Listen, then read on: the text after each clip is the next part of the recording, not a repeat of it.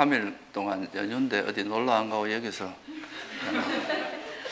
본문 듣는 분들은 할 일이 없어서 그러신가? 신심이 대단하십니다. 이미 이제 부처님께서 이렇게 법문을 해 놓으셨으니까 이렇게 이제 뭐 느낌이다 뭐 이렇게 이제 분석해서 이해하는 게 되게 쉬운데, 사실 이게 정신현상을 이렇게 이제 구분하는 것이 참 쉽진 않거든요, 이게. 그래서 나가세나 존자라고 이제 있었는데, 그분이 이제 부처님께서 이제 수상행식 이렇게 구분하고 우리 존재의 본질을 오온으로 분류하고 이런 것들에 대해서 마치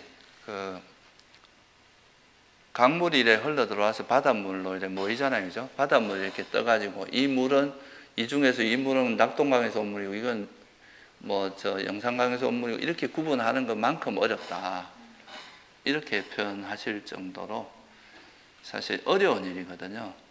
사실 우리는 이제 존재라는 거에 대해서 확고하게 뭔가 존재를 구성하고 있는, 이렇게 드러난 거 외에도 뭔가 이 속에 뭔가 나라고 하는 뭔가가 있다고 강렬하게 생각하는 것들이 있는데, 그것이 그냥 부처님께서 이래 보니까 그런 거는 그냥 우리 관념으로, 생각으로, 그냥 막연히 뭐가 있다고, 뭐 구체적으로 뭐가 있는 것도 아닌데 그냥 생각 추론을 통해서 아, 그냥 이런 게 있구나라고 하면서 그거를 거머쥔 그런 거에 이제 불과하다는 거죠.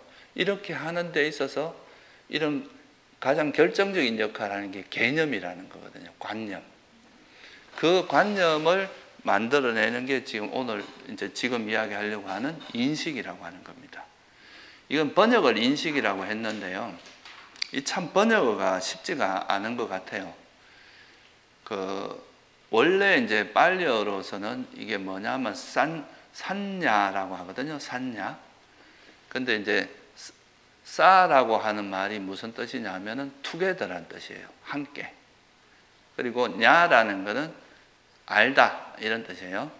지난 시간에 제가 빤냐는 빠라는 거하고 냐 이렇게 합쳐서 빠는 앞으로 나가고 냐는 안다 이렇다 그랬잖아요. 그죠? 어원은 같아요. 근데 이제 앞에 접두어가 다른 거죠. 지혜라고 하는 그거는 빤자는 앞으로 더 나아가서 한 걸음 더 나아가서 본질을 보는 거고, 이 산야라고 하는 싸라고 하는 거는 뭉퉁거려서 이렇게 한꺼번에 묶어서 한다 이런 뜻이에요. 그러니까 이건 무슨 말이겠냐 하면은 우리가 이걸 뭐라고 부릅니까? 물병이라 부르잖아요, 그죠? 물병이 꼭 이렇게만 생긴 것만 있는 게 아니잖아요, 그죠? 다양하게 있단 말이에요. 근데 그걸 다 통틀어서 우리가 뭐라고 합니까? 물병이라고 하잖아요. 이거 시계라고 하는데 이것도 있고 벽걸이 시계도 있고 뭐 뻐꾸기 시계도 있고 되게 다양한 시계가 있지만 그걸 다 통틀어서 우리가 뭐라고 이름 붙입니까? 그러니까 이거는 이제 이 인식작용의 가장 큰 거는 대상에다가 이렇게 라벨을 붙이는 겁니다. 이름을 붙이는 거. 이게 이제 정신작용의 가장 이제 인식작용에서 가장 중요한, 그러니까 대상을 이렇게 묶어서 어느 적당한 이름을 붙여서 그 이름을 우리가 그 대상을 이해하기 좋도록 만들어주는. 만약 우리가 이런 언어나 개념이 없으면 우리가 소통 자체가 불가능하겠죠, 그죠? 근데 그게 가능하게 해주는 정신작용을 우리가 불교에서는 산야, 이걸 중국에서는 상이라고 번역했어요. 이 서로 상자 있잖아요, 그죠? 결국 이 이제 인식이라고 하는 거는 어떻게 보면 약간 이미지 같은 거를 내가 어떤 누구를 봤을 때 그 사람에 대해서 어떤 관념, 이미지를 딱 이렇게 만드는 것도 있고, 그죠? 그 사람에 대해서 저 사람은 일묵이다, 저 사람은 뭐 누구다, 홍길동이다, 이렇게 이름을 붙이는 것도 있을 거 아니에요, 그죠? 그런 거를 가능하게 하는 것은 바로 이 인식작용에 의해서 가능하다. 이거를 이제 번역어가 적당하지 않으니까 그냥 이제 영어에서는 이걸 perception이라고 번역하거든요. 그러니까 이제 이거를 그냥 우리나라에서 인식으로 그냥 번역을 한 것 같은데, 뭐 이 번역어만 가지고는 이 뜻을 이해하기가 쉽진 않아요. 근데 이것이 가지고 있는 거는 우리가 이제 지난번에 마음을 의식하고 같은 말이라고 그랬죠, 그죠? 마음을 또 다른 말로 하면 윈냐, 그러니까 의식의 빨려가 윈냐냐거든요. 이거는 위라는 거는 또 이제 분별해서 이런 뜻이에요. 그래서 야는 알다는 뜻이고, 그러니까 윈야나는 어떤 대상을 좀 요모조모 좀 분별해서 아는 그런 걸 이야기하는 거고, 안야는 이런 껍데기가 아니라 좀 더 깊이 들어가서 그의 본질을 아는 거라면, 이 산야라고 하는 이 인식은 그냥 두리뭉실하게 일단 아주 원초적으로 대상을 아는 거에 해당합니다. 대상을 알긴 아는데 좀 되게 두리뭉실하게 그렇게 아는 역할을 하는 거다. 그래서 이거를 조금 더 쉽게 말하면 그 대상에 대해서 이름을 붙이는 것 또는 이미지를 만드는 작용을 하는 게 바로 이 인식의 작용이다. 이렇게 여러분들 보세요. 우리가 물질은 분명하게 이런 이제 모양도 있고 하잖아요. 그죠? 근데 정신작용은 그런 형체도 없고 모양도 없어요. 그럼 이 정신작용을 뭐로 분류할 수 있겠어요?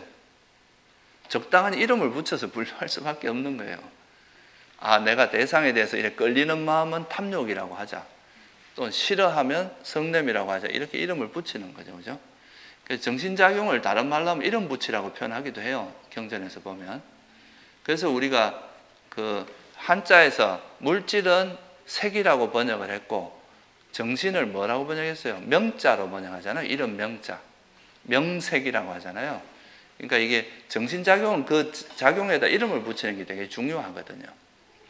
그래서 그 작용을 하는 그 우리 정신작용, 우리가 이제 심리 현상 중에서, 심리작용 중에서 대상이 나타났을 때 그 대상이 마음에 드는지 안 드는지 이런 걸 하는 건 느낌이라면 그 대상에 대해서 적당한 이름을 붙이는 역할을 하는 게 바로 인식의 작용이다.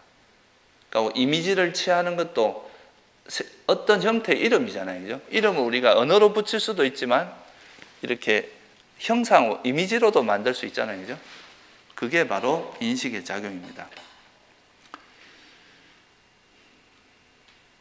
우리가 예를 들어서 여러분들을 사람이라 하기도 하고 남자, 여자 이게 다 개념작용이잖아요. 그죠? 이게 인식작용에서 다 만들어지는 겁니다.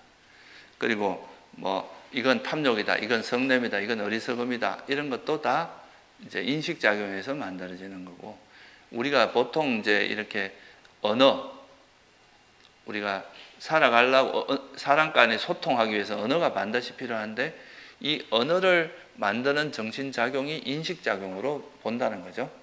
그렇게 이제 대상에다 이름을 붙이는 그런 역할을 하는 걸 인식이라고 한다.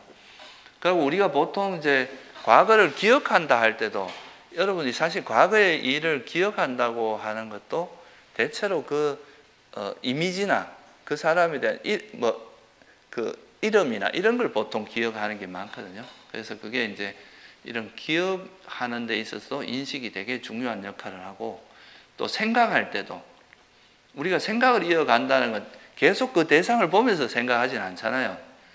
예를 들어서 저 사람이 한국 사람이다. 이러면 그 사람에 대해서 알고 있는 정보를 가지고 그 사람의 이미지를 가지고 온 다음에 그거에 대해서 계속 생각을 해나가잖아요. 개념을 가지고 보통 생각을 해나가거든요. 그래서 이 인식작용은 우리 의식이 작용하는 데 있어서 굉장히 중요한 역할을 합니다. 어떤 그 대상에 대해서 적당한 이름을 붙인 다음에 그걸 가지고 이제 생각을 이어가는 데도 되게 중요한 역할을 하고, 또 그것에 의해서 기억할 때도 우리가 이름이 없이 기억하면 그 상황을 정확히 이해하기 어렵습니다. 근데 내가 어제 봤던 거 영화관에서 뭘 봤다 이런 거는 그 상황을 이제 이름을 붙이면서 이해하면은 그 기억하기도 훨씬 쉽잖아요. 그죠? 그런 전반적인 작용을 하는 게 바로 인식작용이라고 한다. 그래서 한마디로 말하면 대상에 대해서 적당한 라벨을 붙여주는 거예요. 그러면은 우리가 어떤 정보를 처리할 때 이런 개념이 있으면은 정보를 처리할 때 훨씬 많은 정보를 처리할 수 있거든요.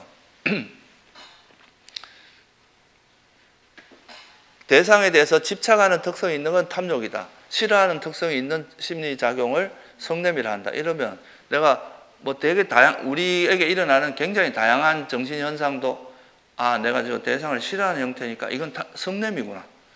또 집착하면 이건 탐욕, 이렇게 굉장히 복잡한 걸 단순화해서 이해할 수 있잖아요. 그죠? 그런 게 또 이런 이제 인식의 아주 큰 장점이기도 합니다. 그래서 이제 경전에도 보면 이런 말이 나와요. 또반이여 느끼는 그것을 인식하고 인식하는 그것을 분별하여 우리가 압니다. 그러니까 대상이 나타났을 때 그 대상에 대해서 이제 좋다 싫다 이런 느낌이 일어나고 그와 더불어서 그 대상에 대해서 적당한 이제 이미지를 만들거나 이름을 붙여요. 그 다음에 이거에 대해서 분별하기 시작한다는 거죠. 인식한 그 대상을 이래저래 분별한다는 거죠. 근데 이제 인식이 두리뭉실하기 때문에 이 인식의 또 단점은 뭐냐 하면은 착각이 쉬워요. 착각하기가.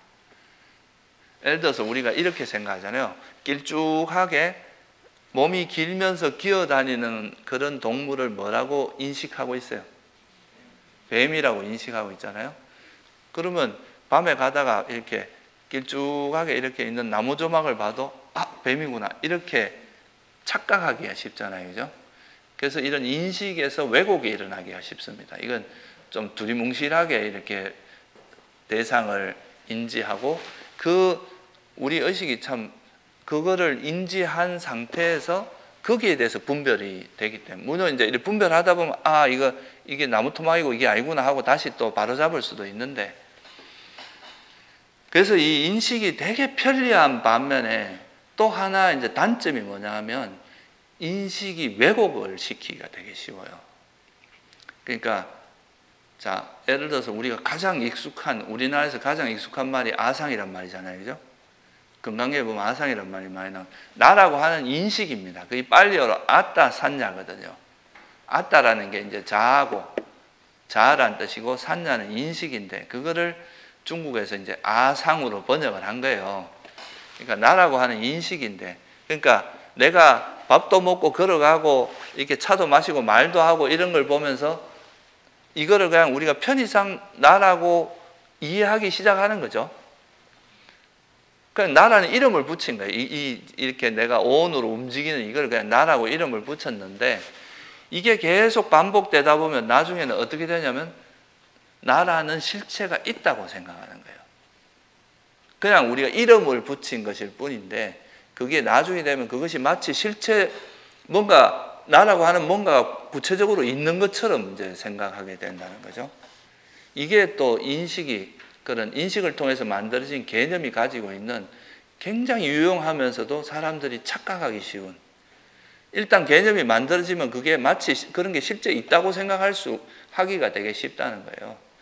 그래서 우리도 사실은 이제 진리의 입장에서 본다면 부처님께서 말씀하실 때는 나라고 생각하는 그냥 물질, 우리 몸을 기반으로 해서 계속 외부 대상을 분별하면서 이 정신작용이 계속 이어지고 있는 거잖아요. 그죠?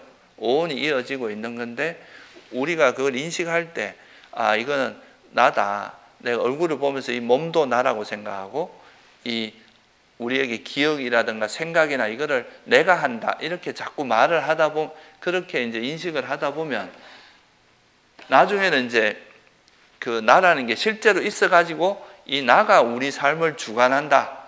이런 식으로 생각할 수 있다는 거죠. 그게 이제 인식이 그 개념이 가지고 있는 아주 이제 사람을 착각하기 쉬운 이걸 우리가 뭐라고 하냐면 이제 빨리어는 위빨라사라고 하는데 전도됐다 이렇게 전도라는 또는 왜곡이라는 표현을 쓸 수도 있어요. 그러니까 인식이 왜곡된다 이 말이에요. 그냥 편의상 붙인 이름이 마치 그게 실제인 것처럼 착각하기가 굉장히 쉽다는 거죠. 그래서 그게 아까 말씀드린 이제 그런 아상이라고 하는 그것을 부처님께서는 이런 이제 나라고 하는 것은 접촉에 의해서 만들어진 것이다.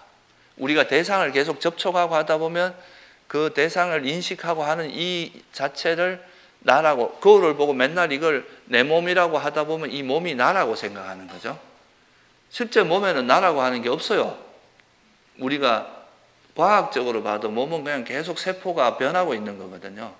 그럼 거기에 나라고 할 만한 건 없는데 계속 편의상 우리가 이걸 나라고 불러야 될 거 아니에요. 일묵이다, 나다 이렇게 불러야 될 거 아니에요. 그래서 부르다 보면 이게 나가 실제 있다고 생각하게 된다는 거죠. 그게 바로 인식의 가장 취약한 점. 그래서 이 개념이라는 것이 가지고 있는 엄청난 그런 이제 장단점이 뚜렷합니다. 우리가 뭐 어찌 보면 그냥 내가 생각이 약간 보수적이고 한쪽은 좀 진보적인데 보수 진보라는 이름이 딱 붙으면 서로가 적대시하고 막 이런 게 그냥 단지 그 언어 개념만 갖고도 그러고, 내가 또 불교인, 기독교인이라면 그 단지 불교인이라는 그것만 가지고도 상대를 공격하고 뭐 이럴 수도 있거든요. 그러니까 이게 개념이라는 것이 우리 인식을 굉장히 왜곡시키는 게 많다. 그걸 우리가 이제 반야신경에도 전도몽상이다 뭐 이런 표현을 쓰잖아요. 그죠? 그러니까 이제 전도됐다 이 말이에요. 내가 없는데 내가 있다고 생각하든 이런 게 전도된 거라는 거죠. 그래서 이런 그릇된 전도의 대표적인 게 뭐냐면 영원한 것은 없는데 영원하다고 인식하는 거. 그죠? 그리고 분명히 아까 제가 설명드렸더니 행복한 느낌이라고 하더라도 이거는 행복이라 볼 수는 없죠. 완전한 행복은 아니잖아요. 그죠? 근데 이 행복한 느낌 우리 뭐라고 인식합니까? 행복이라고 인식하잖아요. 그죠? 이런 것도 이제 전형적인 왜곡이고, 나라고, 부처님께서 나라고 할 만한 건 없고 그냥 오온의 결합이고, 이 오온이 계속 연기적으로 조건 따라서 계속 이렇게 변해가는 고 있는 것인데, 이거를 편의상 나라고 붙였는데 내가 있다고 하는 그런 자아에 대한 인식이 일어난다는 거죠. 그게 아상이에요. 그런 게 일어나는 것이 이제 전형적인 전도된 인식이고, 근데 우리가 이제 이거를 지혜를 가지고 지혜가 생겨서, 그러면 구체적으로 내가 나라고 하는 것이 뭔가, 이 언어는 항상 그 언어가 지칭하는 현상이 있을 거 아니에요. 그죠? 그 내가 나라고, 이걸 컵이다 그러면 이건 이름이지만 이 컵이란 이름이 지칭하는 이 현상이 있잖아요. 그죠? 그러면 이 현상을 바라보게 되면은 이 개념에 쏙질 않아요. 이 현상을 정확히 우리가 인지를 하면은. 그러니까 개념과 현상이 분리되고 개념만 따로 있으면 이게 이제 왜곡되기가 굉장히 쉬운 거죠. 근데 이 개념이 가리키는 현상을, 예를 들어서 내가 나라고 생각하는 실제 내용이 뭔가를 한번 살펴보는 거죠. 내가 뭘 나라고 하느냐.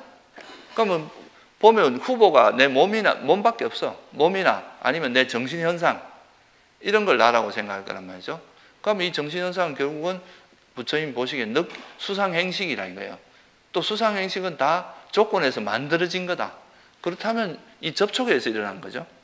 그럼 여기에 뭐라고 나라고 할 만한 게 있냐. 이렇게 그거를 개념에만 빠지지 말고 그 개념이 지칭하는 실제 내용을 이렇게 차고 들어가다 보면 본질이 보여요. 그게 우리가 이렇게 하는 거를 우리가 이제 나중에 우리가 뭐 다음에 좀 더 자세히 공부하겠지만 이런 걸 우리가 윗바사나라고 하는 겁니다. 이게 이제 소위 말 수행이고, 알아차림 수행이, 이게 지혜가 작용한, 껍데기에 머물지 않고 그 실상을 들여다보게 점점 더 깊이 들어가는, 그게 바로 빠냐예요. 앞으로 더 나아가는 거죠. 한 걸음 더. 그렇게 하는 거고. 근데 보통은 사람들이 이 개념이 형성되면 그냥 개념을 그냥 액면 그대로 그냥 쉽게 받아들이고 그냥 이걸 실체화하기가 굉장히 쉽기 때문에 여기서 전도된 그런 게 일어난다. 그래서 이제 이것이 그 인식이라고 하는 것이 한번 형성되면 이 개념을, 인식에서 개념이 만들어지거든요. 근데 이 개념이 형성되고 나면 이 개념을 실체화하기 쉽고 마치 이게 실제로 존재하는 것처럼 이렇게 생각하기 쉬운 이런 굉장히 큰, 그래서 이걸 인식이 왜곡되기가 쉽다는 거예요. 인식은. 왜냐하면 처음 시작할 때 좀 두리뭉실하게 하는 거라서 이것이 한번 이제 만들어지면 왜곡되기 쉬운 그런 단점이 있다. 근데 또 장점은 뭐겠어요?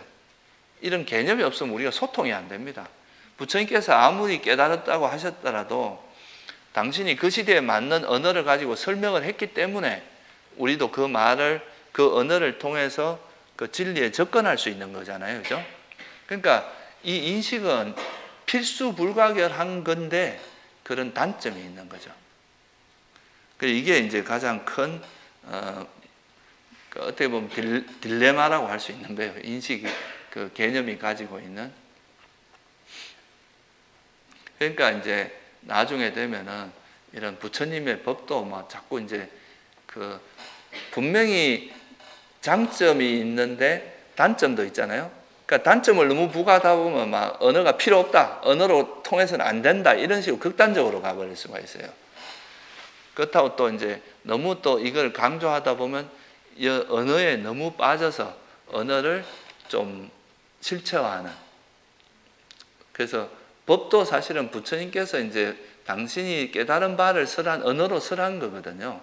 그런데 이 법이 나중에 되면 실체화되는 경향이 있어요. 그러니까 이걸 또 부정하면서 또 막 법이라는 것에 법이 공하다 이렇게 돼버리니까 또 법을 또 등한시하는 또 현상으로 가게 되고 이런 이제 문제들이 생기는 거죠.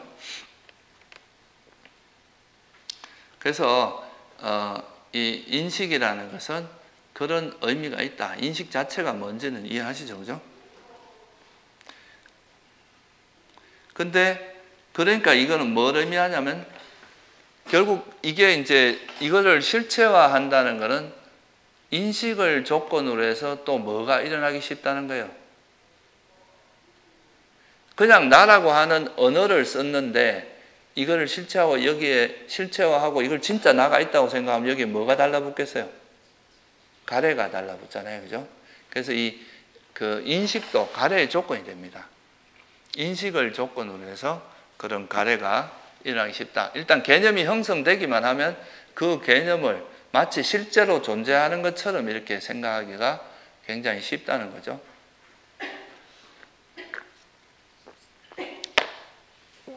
우리가 편의상 그 이제 내가 어떤 대상을 만났을 때 그 누구를 봤을 때 그때 일어나는 우리 마음 작용은 딱 그 대상이 일어날 때 딱 일어났다가 좀 있으면 또 사라지잖아요.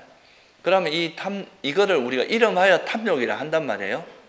그러면 이 탐욕이 실제로 어떤 탐욕이라는 실상이 어디 가만히 있는, 어디 영원히 존재하고 이런 건 아니죠, 그죠? 그러니까 어떤 조건에서 일어났을 때 그거를 우리가 적당한 이름으로 탐욕이라고 부르는 거잖아요, 그죠? 그죠?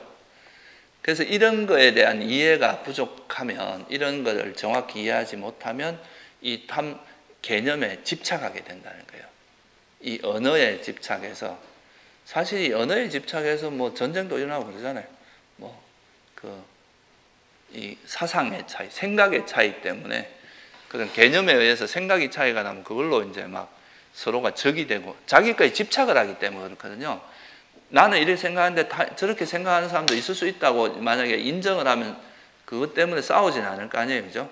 근데 이제 자기가 생각하는 그 개념에 집착하게 되면 그게 이제 다 다툼의 원인이 되는 거죠. 그래서 인식도 가래의 조건이 된다는 거. 대표적인 게 이제 그런 아까 말씀드린 개념을 실체화해서 그 개념에 집착하는 거예요. 이건 있다. 이렇게.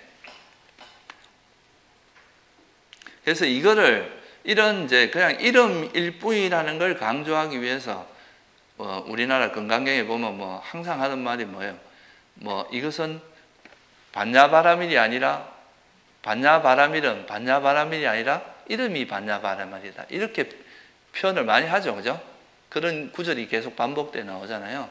그게 뭐냐면 예를 들어서 뭔가 반야라는 이름을 붙이면 그것이 마치 반야라는 실체가 있는 것처럼 생각할 수가 있는데 그게 아니라 이 반야라는 것은 그냥 이름이지 실제로 존재하는 건 실체가 아니다.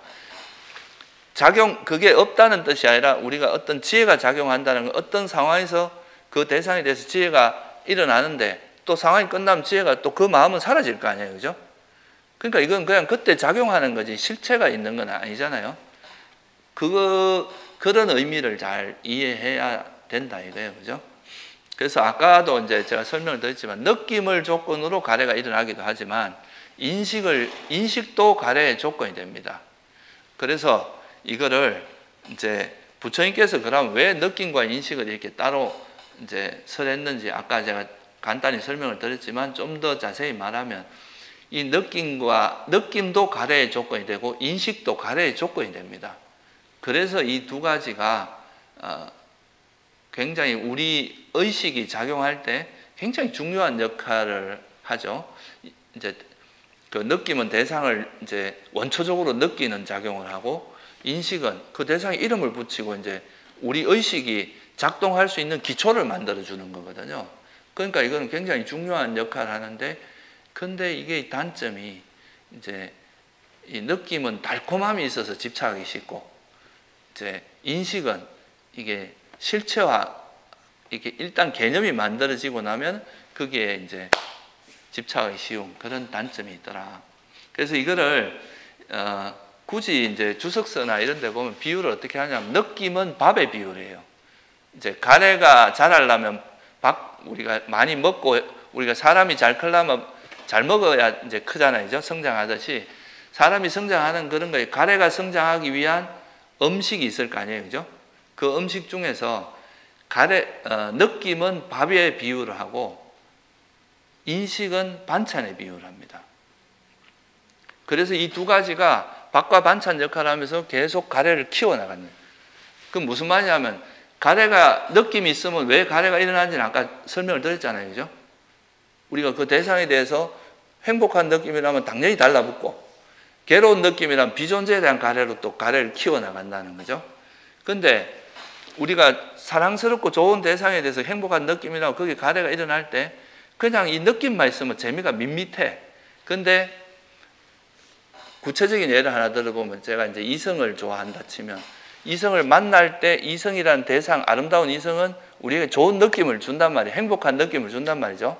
행복한 느낌이 이어지는데, 그냥 이렇게만 이어지면 재미가 좀 덜한데, 처음에 얼굴이라는 이미지도 이렇게 만들어주고, 기도, 이런 이미지를 만드는 것도 인식의 작용, 이것도 일종의 개념이거든요. 그러면 이제 얼굴도 보고, 코도 보고, 몸도 보고, 이런 그 사람의 다양한 그 사람에 대한 개념을 이렇게 돌려가면서 만들어주면, 이 느낌이라는 밥에다 반찬을 계속 이렇게 맛을 약간 주면서 이래 하기 때문에 가래가 훨씬 강해진다는 거죠. 우리가 그렇잖아요. 사람도 그냥 이래 대하는 것보다 그거에 대해서 요모조모 관찰할수록 더 빠져들잖아요. 우리가 연예인들이 뭐 그냥 이렇게 보는 것보다 어떤 뭐 토크쇼 같은 데 나와서 그 사람에 대해서 이런저런 모습을 보여주면, 아, 저런 모습도 있었구나, 저런 모습도 있었구나, 이러면서 그 사람에 대한 호감도가 점점 증가하거나 또 싫어할 수도 있겠죠. 더 그런 식으로 이 인식이라는 것이 그 느낌의 다양한 형태를 만들어주기 때문에 그게 이제 가래를 키우는 결정적인 역할을 한다는 거예요. 그래서 이 느낌과 인식이 우리가 어떤 대상을 분별하는 데도 굉장히 중요한 역할을 하고, 또 우리에게 괴로움이 일어나게 하는 데 있어서 가장 중요한 가래의 밥과 반찬 같은 역할을 하기 때문에, 이 가래를 키우는데 가래의 음식이 되기 때문에 이제 아주 중요한 거라서, 다른 심리 현상들을 하나로 묶어서 그냥 행운으로 묶어놨지만 이 느낌과 인식은 따로 설명을 했다 이거예요. 그 정도로 중요하다 이 말이죠.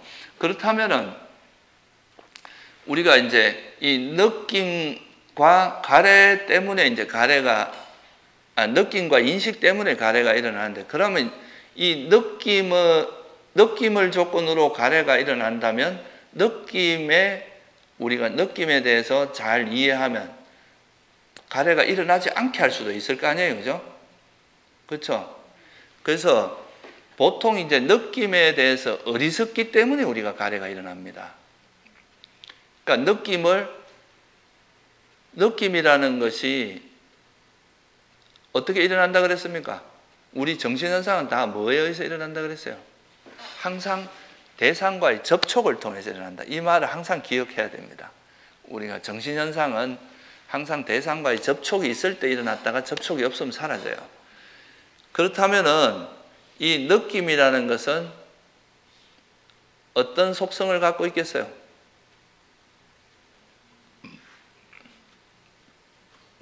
느낌 자체가 변하기 마련이라고 그랬잖아요. 그죠? 그러면 보통 우리가 사람들이 특히나 이제 행복한 느낌에 대해서 보통 집착이 많이 일어난단 말이죠. 그런데 이 행복한 느낌을 집착할 때는 이 행복한 느낌을 뭐라고 생각해서 집착하겠어요? 이 괴로움이라고 생각하면 집착하겠습니까? 아, 이건 너무 행복해, 좋아, 너무 달콤해, 이러니까 집착할 거 아니에요. 그죠? 그러니까 이 행복한 느낌은 우리에게 뭘 제공해 주냐면 항상 달콤함을 제공해 줍니다. 달콤한 거예요, 이 느낌을 느낄 때. 그래서 이 달콤함에 빠지게 되면 사람들은 거기에 집착을 하게 돼 있습니다. 근데 이 달콤함만 보지 말고, 느낌이라는 게 달콤함이 분명히 있어요, 행복한 느낌이. 근데 이 달콤함만 보는 게 아니라 이 행복한 느낌이 가지고 있는 그런 결정 또는 해로움, 그것의 재난, 이 느낌에 빠지는 걸로 인해서 오는 재난을 보게 되면 균형이 잡혀지거든요. 아, 이게 너무 여기 빠질 건 아니구나. 그러니까 예를 들어서 행복한 느낌 같은 경우도 아까 제가 이제 행복한 느낌을 이해하면 나머지는 이해하기 쉽습니다. 그래 어려운 게 아니기 때문에. 행복한 느낌엔 두 가지가 있다고 그랬잖아요. 그죠? 감각적인 즐거움, 행복이 있고 이거로부터 벗어남의 행복한 느낌이 있다고 그랬죠. 그죠? 그럼 감각적인 즐거움은 사실 우리가 이제 해보면은 그 자체가 아까 뭐라 그랬어요? 이거는 행복하긴 한데 달콤하긴 한데 재난이 더 많다 그랬죠. 이거는 이걸로 인해서 파생되는 괴로움이 훨씬 많은 거예요. 그러니까 뼈다귀 같은 거예요. 그러니까 살 냄새는 풍기지만 막상 먹어보면 먹을 게 하나도 없는, 우리를 진짜 만족시켜 주는 게 안 되는 거예요, 이게. 그래서 이거는 감각적 즐거움이라고 하는 거는 부처님께서 이건 참 달콤함은 조금밖에 안 되고 재난이 훨씬 많다는 거죠. 그래서 이거는 사실은 본질적으로 우리를 충족시켜 주기가 어렵다. 항상 뭔가 아쉬움이 남거든요, 이거는. 우리 마음을 정말 이렇게 완전히 충만하게 해주지 못합니다. 항상 뭔가 공허한 게 있어요. 그래서 이거는 이제 진짜 행복이라 할 수 없으니까 이건 괴로움이라고 볼 수 있는 거고, 이건 괴로움의 요소가 더 많으니까. 근데 벗어남의 행복이라고 하는 것도 이건 그 대신에 재난보다는 달콤함이 훨씬 많습니다. 사실 재난은 크게 많지 않아요. 이 자체가 아주 고요하고 편안한 행복이니까. 근데 이 유일한 단점이 있어요. 뭐겠어요? 벗어남의 행복의 단점이 뭐겠어요? 영원하지 않다는 거예요. 아무리 이게 벗어남의 행복이 고요하고 즐겁고 행복하다고 하더라도 이것도 어떤 조건이 있을 때만, 예를 들어서 선정에 들어가는 거를 이제 설명을 드리면, 선정에 들어가서 있는 동안에는 아무런 괴로움도 일어나면 정말 행복하게 있을 수 있어요. 근데 선정에서 나와서 일상생활로 돌아가면 또 이 선정의 행복이 계속 지속되지는 않을 거 아니에요, 그죠? 다시 괴로움이 일어날 수 있다는 거예요. 이게 단점인 거예요. 이 자체로는 정말 이렇게 아주 만족스럽고 좋은 행복인데 이것도 영원하지 않기 때문에 언제 또 이게 타락해서, 또 선정이라는 것도 열심히 계속 지속적으로 노력하지 않으면 퇴보하거든요. 그러니까 이거는 이제 언젠가는 또 다시 퇴보해서 괴로운 느낌으로 바뀔 가능성은 항상 가지고 있어요, 여지를. 그래서 이 행복한 느낌조차도 이것은 언젠가는 사라질 수밖에 없는 그런 단점을 갖고 있기 때문에 이것도 완전한 행복으로 볼 수는 없다는 거죠. 그래서 부처님께서 이거를 뭐라고 하느냐 하면, 이 느낌이라고 하는 것은 그것이 비록 괴로운 느낌은 당연히 아까 괴로움이라고 했잖아요, 그죠? 그리고 뭐 평온한 느낌은 또 아까 형성됐기 때문에 그렇고, 마찬가지로 행복한 느낌은 지금 현재가 아무리 행복이라 할지라도 이게 또 조건이 바뀌면 언젠가는 사라질 수 있고 괴로운 느낌으로 바뀔 수 있기 때문에 이것도 어떻게 완전한 의미에서, 진정한 의미에서 행복으로 보기는 어렵다는 거죠, 여기서.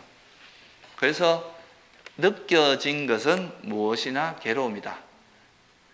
느낌은 비록 그것이 행복한 느낌이라 할지라도 그 본질적으로는 그게 완전한 행복으로 보기 어렵다.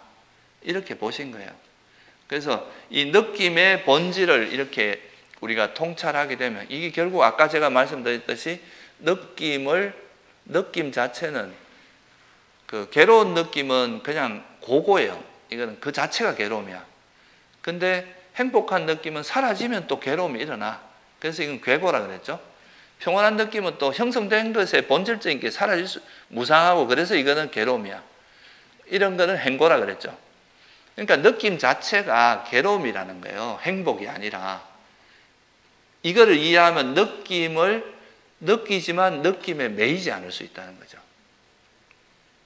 보통은 우리가 느끼면 행복한 느낌은 달라붙고 괴로운 느낌은 막 싫어하고 이렇게 반응하지만 이 느낌도 조건에서 일어났다 사라지는 그냥 어떤 현상일 뿐이다.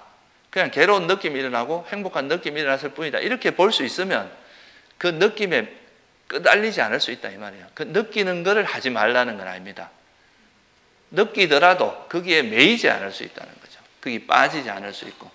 그러려면 어떤 통찰이 필요하냐 하면 느낌이라는 것이 행복입니까? 괴로움입니까? 비록 그것이 행복한 느낌이라 할지라도 영원하진 않기 때문에 형성되어 있기 때문에 이것조차도 괴로움이 속성이 있다. 그래서 행복한 느낌이라고 너무 집착하다 보면 이게 큰 반작용으로 나중에 큰 고통이 올 수 있으니까 행복한 느낌은 왜 즐겨라. 그렇지만 여기 집착하지 말라는 거죠. 이건 마치 여러분들 이제 그 예전에 이제 선종에 보면 그런 말이 있어요. 어떤 사람이 이제 수행을 열심히 했는데 그 어느 가족이 노파하고 이제 그 사람 이 사람이 어떤 스님이 수행을 잘하는 것 같으니까 시봉을 했는데 나중에 이제 이 노파가 이 스님이 수행을 잘했는지 안 했는지 알아보려고 그 자기 아주 젊은 딸을 그 스님 방에다 이제 집어넣은 거예요. 그러니까 가서 껴안아라 그런 거죠. 그러니까 이제 그 스님이 아이고 뭐 목석과 같고 난 아무것도 못 느낀다 이랬던 거야. 그러니까 그 노파가 그 스님을 쫓아버렸다는 그런 이야기가 나와요. 이거는 뭐 여러 가지로 해석할 수 있겠지만 그 중에서 이렇게 해석할 수도 있어요. 우리가 느끼지 못한 사람은 인간이 아닙니다. 그죠? 존재가 아니에요. 분명히 느낌이 있어요. 단지 이제 도인이라면 느끼지만 매이지 않는 거. 그게 이제 정상적인 거예요. 아예 못 느낀다는 거는 그거는 어떻게 보면 목석이나 돌이 되는 수행을 한 거나 똑같은 거예요. 그러니까 이건 이제 그래서 경전에도 보면 뭐라고 나오느냐 하면요. 만약 행복한 느낌을 느끼면 그것은 무상하다. 그리고 연연할 것이 못 된다. 기뻐할 만한 것이 아니다. 라고 꿰뚫어 안다. 행복한 느낌을 느끼면 그는 거기서 매이지 않고 그것을 느낀다. 이게 이제 아라한들의 모습이에요. 꼭 이제 아라한이 아니다. 여러분들도 실제로 이제 느낌이라는 것이 무상하고 이것 자체가 변하기 때문에 이것 자체의 속성 자체가 행복이 아니라 괴로움이라는 것을 명확히 통찰하면 그걸 명확히 알면 알수록 느끼지만 그게 매이지 않고 느낄 수 있다 이 말이에요. 이게 이제 우리가 수행에서 지향해야 할 바다 이거예요. 그죠? 아예 못 느낀다 그러면 그거는 그냥 돌이나 그런 거랑 똑같다 이거죠. 그게 이제 그래서 느낌에 대해서 명확히 통찰을 하게 되면 정말 제대로 이 느낌의 속성을 명확히 이해하게 되면 그 느낌에 우리가 끄달리지 않으면서 느낄 수 있게 된다 이거예요. 그래서 우리가 사념처 수행이라고 하는 수행에서도 신수심법이라고 해서 우리가 알아차림을 해야 될 대상을 4가지로 이야기하는데 거기서 느낌이 들어가거든요. 이 느낌에 대한 느낌을 계속 관찰하면서 이 느낌이 정말 무상하고 여기에는 내가 의지할 만한 것이 아니다. 이 느낌은 우리가 이 느낌을 의지해서 내가 할 만한 것은 아니라는 것을 정말 명확히 느낌 자체가 비록 행복한 느낌이라 할지라도 이게 괴로움이라는 것을 정말 이해하면 느낌에 끄달리지 않고 느끼더라도 매이지 않고 할 수 있다. 이게 이제 느낌에서 벗어나는 방법입니다. 그래서 우리가 느낌에서 가래가 이러면 가래가 안 일어나겠죠. 그죠? 느낌이 행복이라 생각하고 이게 좋다고 하고 막 여기에 집착하니까 가래가 일어난다는 거잖아요. 그죠? 그게 아니라 느낌 이건 어차피 조건 따라 일어났다 사라질지도 모르는 거니까 여기에 연연할 필요는 없다. 그냥 일어난 대로 우리가 받아들이지만 그냥 사라지면 놓아버리고 더 이상 거기에 연연하지 않는 그러려면 느낌을 정확히 통찰해야 된다 이거죠. 그러니까 느낌을 이해함으로써 느낌에서 가래로 가는 이 고리를 끊을 수 있다 이거예요. 느낌 자체가 괴로움이라는 거. 그래서 이게 교리문답의 긴경에서 이제 그 사리불존자께서 그렇게 말씀을 하십니다. 그리고 부처님께서도 이제 그런 말씀을 했을 때 부처님께서 또 그걸 이제 맞다 이렇게 또 해주는 구절이 나오거든요. 경전에 보면 이렇게 나와요. 부처님께서 이제 느껴진 것은 무엇이나 괴로움이다. 그거를 통찰하는 것이 이제 느낌에 대해서 제대로 이제 이해하면은, 그러니까 느낌이 행복이 아니라 괴로움이라는 것을 명확히 이해하면 느낌에 끄달리지 않고 매이지 않으면서 느낄 수 있게 된다. 이게 이제 느낌에서 벗어나는 방법이다 이거죠. 그래서 우리가 이제 느낌을 이해할 때 느낌의 달콤함만 봐서는 안 된다 이거예요. 달콤함에만 보면은, 이 달콤함만 보면은 여기에 빠지게 되고 가래가 일어날 수밖에 없다. 그래서 느낌이 가지고 있는 위험성, 재난, 이게 바로 무상고 무아라는, 이것이 무상하고 괴로움이고 무아라는 그게 이제 재난이거든요, 이게. 그걸 이해하면 여기에 빠지지 않고 여기에 매이지 않고 벗어날 수 있다 이거죠. 그래서 이렇게 보는 것이 느낌에서 가래가 일어나지 않는 방법이고, 마찬가지로 인식도 우리가 이제 인식이라는 것도 아까도 제가 말씀드렸지만 인식이 형성된 것이죠. 그죠? 이것도 접촉이라고 하는 개념이 인식이 일어날 때 그때 필요한 이름을 붙이는 거잖아요. 그죠? 그 대상에 대해서. 그러니까 이게 이제 우리가 개념이라고 하는 것도 인식 작용에 의해서 만들어진 거라는 걸 이해하면 이것도 그냥 우리가 필요에 의해서 붙여진 이름일 뿐이지 이거를 마치 실체인 것처럼, 마치 이게 뭔가 있는 것처럼 이렇게 생각하지 않을 수 있겠죠. 그죠? 그래서 우리가 이제 인식에 가래가 일어나지 않게 하기 위해서도 개념은 이제 개념도 인식에 의해서 만들어진 거다, 형성된 거다 하는 것을 이해함으로써 거기에 대해서 특히 이제 형성됐기 때문에 무상한 것은 내 것이라 하거나 나라고 할 만한, 실체라고 할 만한 게 없겠죠. 그죠? 그걸 이해하면 이제 실체가 없고 그냥 이거는 그냥 적당한 이름을 붙여진 이름일 뿐이다. 이렇게 이해하면은 우리가 개념에 매이지 않으면서 개념을 활용할 수 있다는 거예요. 그죠? 그러니까 개념에 매이지 않으면서. 그래서 이런 말을 합니다. 부처님께서 내가 너희들에게 말한다. 이렇게 말할 때도 있단 말이에요. 그죠? 그러니까 또 외도가 뭐라겠어요? 아니, 너는 무아를 하면서 왜 내가 나라고 또 이야기하느냐? 내가 말한다. 이렇게 이야기하느냐? 이렇게 또 따지는 거야. 마음이 삐딱한 사람이 있는 거예요.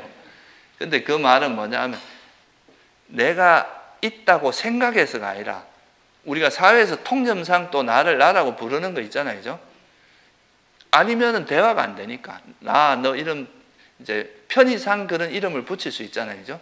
그러니까 이제 내가 말한다 하지만 내가 있다고 그렇게 집착하지 않는다는 거죠.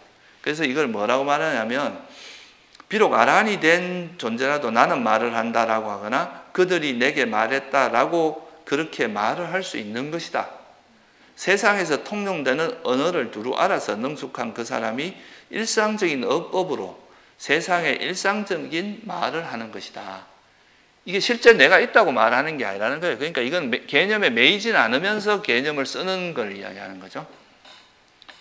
실제로 써야 되잖아요. 내가 뭐 말을 한다 이런 거는 이제 편의상 그렇게 이야기하는 거지 실제로 내가 있다고 생각하거나 그런 견해를 가지지는 않는다 이 말이에요. 아란이 되면은. 무슨 말인지 아시겠죠? 예, 이게 이제 개념에 매이지 않는 방법입니다. 그래서 이 키 포인트는 그거예요. 느낌이나 인식은 형성된 것이라는 거죠. 인식도 그렇고 개념도 그렇고 이거는 형성된 거라서 이것이 만들어진 것은 사라지기 마련이잖아요. 그죠? 그럼 여기에 내 것이라 할 만한 게 뭐가 있고 실체가 뭐가 있고 이걸 어떻게 행복이라 하겠느냐? 괴로움이다 이거죠. 그렇게 보는 지혜를 통해서 우리가 이 느낌과 인식에서 가래로 넘어가지 않게 할 수 있다. 그게 이제 매이지 않는 방법이다. 그래서 느낌과 인식을 통찰하면 가래를 버릴 수 있다. 이게 이제 보통 이제 인식은 인식은 느낌하고 항상 같이 보기 때문에 이제 느낌을 조건으로 가래가 일어나는데 느낌을 정확히 느낌에 무상고무화, 느낌이라는 게 형성됐다는 걸 명확히 이해하면 가래가 일어나지 않게 된다. 그래서 이 느낌과 인식에 대한 통찰이 아주 중요합니다. 그리고 우리가 보통 보면 막 그 법도 공하고 막 이렇게 이제 법도 뭐 그냥 이렇게 공하니까 여기에 너무 집착하면 안 되고 이런 거는 그 법이라는 것이 실체가 없다는 것에 대한 이야기지, 이 언어가 가지고 있는, 지금 이거는 언어가 가지고 있는 단점, 결점에 대해서 이야기하는 거고요. 이 또 언어가 가지고 있는 굉장히 큰 유용성이 있잖아요. 그죠? 부처님께서 이렇게 진리를 가리키는 이런 언어를 설하지 않았다면 우리가 그 진리를 볼 수가 없어요. 부처님이 설한 이 법은 또 진리를 깨닫게 하는 손가락 같은 거예요. 진리라는 달을 가리키는. 그러니까 이걸 또 언어를 너무 무시하다 보면 이게 길을 찾을 수가 없는 거죠. 그래서 이 사실 부처님의 가르침을 매이지 않는다는 말하고 이걸 아예 등한시하고 아예 관심을 안 가진다는 말은 전혀 다른 말입니다. 그걸 오해하면 안 돼요. 잘못하면 뭐 부처님 가르치면서 다 공부할 거 없고 뭐 그냥 깨닫기만 하면 되고 이렇게 하는데 그거 뜬구름 잡는 이야기입니다. 실제로 그렇게 안 되고 우리가 실제로 어떤 이 진리를 깨닫는 과정이 결코 쉬운 건 아니거든요. 이게 그래 쉬우면 뭐 사람들이 뭐 하려고 응공인 이런 말 하겠어요. 그죠? 쉬운 일이 아닙니다. 근데 그러려면은 너무 이렇게 이 또 법에 얽매이다 보면 여기 빠질 수 있는데 여기 얽매이진 않으면서 여기에 이제 이걸 실체화하지 않으면서 이 법을 잘 활용해서 진리로 다가가는 노력은 반드시 필요하다. 그 점을 또 한 번 더 이야기를 하고 싶습니다. 그래서 오늘은 이제 우리가 그 심리 작용 중에서 가장 중요한 느낌과 인식이 가래에 어떤 영향을 주고 이거로부터 가래가 일어나지 않기 위해서는 우리가 이 느낌과 인식을 어떻게 이해해야 되는지에 대해서 간단히 설명을 드렸습니다. 다음 시간에는 이제 좀 더 구체적으로 우리에게 일어나는 그런 번뇌라든가 이 번뇌로부터 벗어나면 어떤 마음이 되는지 이런 거에 대해서 또 살펴보도록 하겠습니다. 네, 오늘 여기서 마칠게요.